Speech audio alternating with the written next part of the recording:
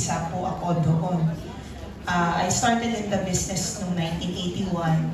My discoverer, Nora Calderon, first brought me to Manay Ethel, El Oro. At that time, I was 13.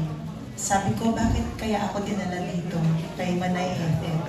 Parang feeling ko, parang first step siya bago ko dalhin sa Regal. Siya yung unang kumikilatis kung papasa ba to kay Mother Lily. Yun yung pakiramdam ko.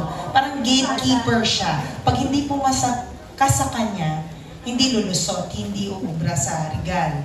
So anyway, awa ng Diyos, pumasa. Dinala ka agad ako kay Mother Lily and the rest was history. Isa pang bagay na utang na loob ko kay Manay Ethel, wala pong Lani Mercado kung wala si Manay Ethel, pati si Ricky Lo, dahil sila ang nagbigay ng pangalan na Lani Mercado sa akin. Kung ginamit ko yung biological name ko, ay napaka-holy, hindi ko papasa. Oo. Kung naging madre ako, papasa. Dahil ako ay Jesusa Victoria Hernandez. So, hindi pang showbiz ang pangalan ko. So, bakit ba Lani? Sabi ni Ricky Lo at saka ni Manay Ethel, matagal na daw na hindi napapangalanan ng isang artista na Lani. Matagal pa since Lani Oteiza. Kung natatandaan nyo doon sa mga matatagal na sa industriya, Lani Oteiza is the wife of Al Quinn, the director. So noon nauso din si Lani Hall. Kaya favorite ko rin si Lani Hall. So Lani Mercado dahil sa kapatid ko, si Millie Mercado, who was then part of the industry earlier in the 70s, late 60s. So the rest was history hanggang sa naging Regal baby na ako. Lagi ko siyang nakikita sa mga press conferences. At talagang, kumbaga, she's very respected, highly respected and loved by all. Hindi lang artista, pati mga producers. Hindi kompleto ang isang press conference kung walang Manay Ethel Ramos. Hanggang sa dumaan ng mga taon, naging publicist ko or PR ko si Ate Chit. Well, siguro hindi matatapos ang gabing ito dahil kung hindi ko sasabihin na si Ate Chit ang nagpakilala sa akin kay Bong Revilla. Kaya ako, ayan na.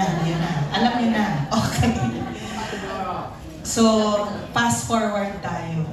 Naging asawa ko si Senator Bong at magmula nung alam ko na nagsimula kami bilang husband and wife, lahat ng pelikula ng asawa ko, si Manay Ethel ang humahawak halos ng mga press conferences.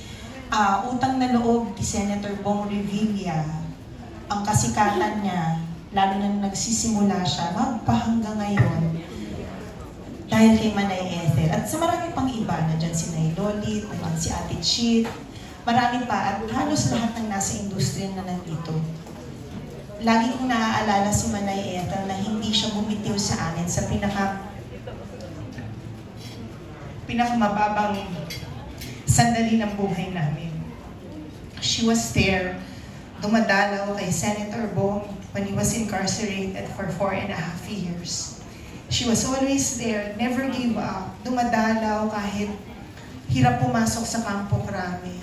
She would give Bong advice all the time, pinapalakas niya ang loob ni Senator Bong at ng pamilya namin at lahat, at buong pamilya namin, pati sa mga kapatid ni Senator Bong. Kaya she is well loved by the family, by the whole family. At naalala ko pa, noon ikwento sa akin ni Bong, na si Manay Ethel, si Ate Chit, handle the PR also of Imus Productions nung si Daddy pa ang nagpo-produce ng mga pelikula. At nang nanumbalik ang Imus Productions sa pagpo-produce na sina Bong at mga kapatid niya ang nagpo-produce, nandyan pa rin sina Manay Ethel. So, kumbaga, ilang generations ang hinandle niya sa pamilya Revilla pa lang. At sino bang mag-aakala na hanggang sa apo ni Ramon Revilla, si Jolo, nandyan pa rin si Manay Ethel, dahil ninang ni Jolo, si Manay Ethel. So, kapag may problema doon, din noon ng mga panahon na yun si Jolo, andyan ang Manay Ethel, nagbibigay ng advice. Hindi lang siya godmother. Nanay na siya, lola pa siya ng mga anak ko. So, she holds a very big space in all of our hearts, in our family's hearts. At ako'y nandito para magpasalamat sa iyo, Manay Ethel, you are a big loss to the industry. You are irreplaceable. Hindi ka artista, but you shine a big star in heaven. Napakalaki mong bituin sa langit at bituin sa aming mga puso. Dahil maraming tao may utang na loob sa'yo. Hindi lang mga artista, hindi lang mga kasamahan mo sa press, hindi lang mga producers. I'm sure malaki ang utang na loob din ng mga mahal mo sa buhay. Si Ate Len, si Ate Chit, magpamangkin mo, iba ang marka na iniiwan mo sa amin.